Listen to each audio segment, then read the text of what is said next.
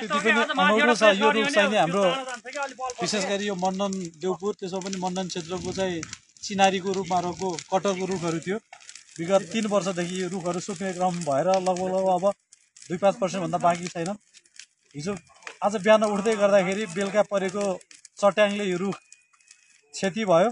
के अरे आगो निक्ल्यो, सानो आगो निक्लेको बिहान। अहिले हुँदा हुँदा यति धेरै सकियो। बिहान हामी स्थानीयहरू भएर निभाउने प्रयास गऱ्यौँ। नसकिसकेपछि एपिएफको सहयोगमा अहिले 5 सालबाट हाम्रो टोली आइराख्नु भएको छ।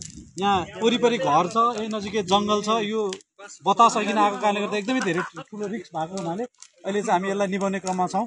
सायद म एपिएफको यहाँ चाहिँ नि असै साहबको टोली छ, उहाँलाई हार्दिक धन्यवाद व्यक्त गर्न चाहन्छु। यसलाई चाहिँ हामी अन्ततगत सुरक्षित रूपमा निभाउनलाई प्रयत्नशील छौँ। सायद हामी सफल हुन्छौँ होला। हस्, धन्यवाद।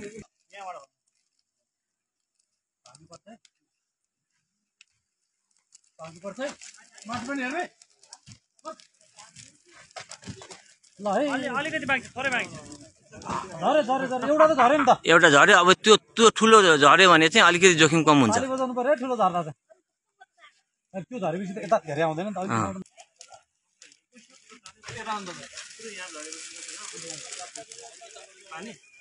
रुख पुरै जलिसकेको छ।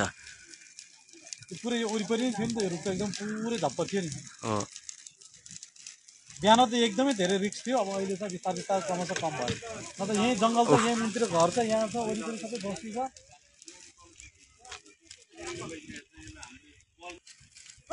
अब आउँछ है, यो जान्छ, अब जान्छ है।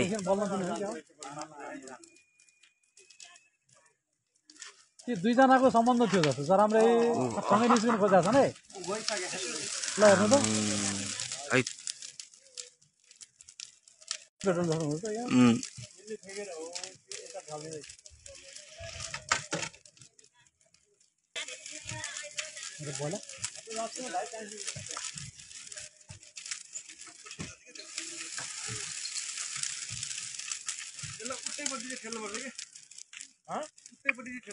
यहाँबाट जान्छ, यहाँबाट हल्का हुन्छ। यो बाँसै गरम छ।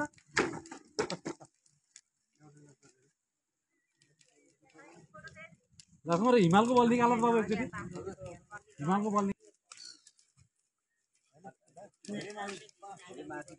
है। ल अब गयो गयो गयो गयो गयो।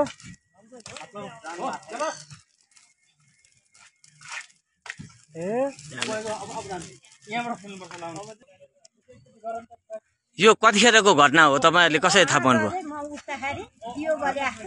बिहान थाहा पाइयो हामीले। बिहान 4 बजे उठ्दाखेरि बल्ल लगाइरहेको छ। अनि त्यसपछि तपाईँहरूले कसलाई खबर गर्नुभयो? अब सबै जाने के गर्ने भने कालो तार फुकाल्नुपर्छ, कालो तार नर्छ भने कालो तार खसाले। यो बिहानदेखि बोले नै छ, ननस्टप।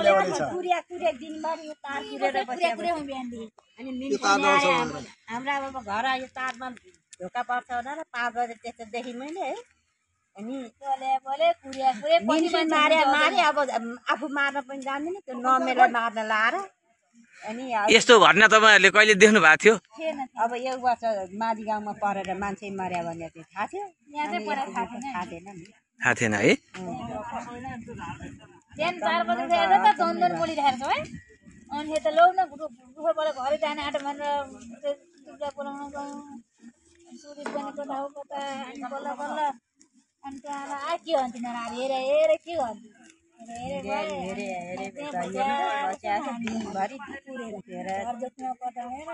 तारमा जाला भनेर ठुलो डर लाग्यो। घरै जोखिम पर्छ नि, नजिक पऱ्यो हामी त 2 जना मिलाएर डर लगाएर हामीले काम छोड्यौँ। त्यहाँदेखि छोड्यौँ त्यही हाम्रो चाहिँ थाहा पाएको छैन, क्यारे फुल गरे छैन। यहाँ नियन्त्रणको प्रयास हुँदैछ। रुख ढाल्ने सकिन्छ कि भनेर यहाँ सशस्त्र प्रहरी टिम लागिरहेको छ। रुखमा आगो अझै निभेको छैन। जति पानी पर्यो त्यति आगो बल्ने हुँदो रहेछ। यो कटरको रुखमा चाहिँ, सुकेका रुखहरूमा चाहिँ एकदमै जोखिम छ। यो भेगमा करिब 500-700 हजारवटा जति यस्ता कटरका रुखहरू सुकेका छन्। सबै रुखहरू यस्तै जोखिममा छन्। सबै रुखहरूलाई काटेर नियन्त्रण गर्न यहाँ कुनै त्यस्तो निकाय आइपुगेको छैन।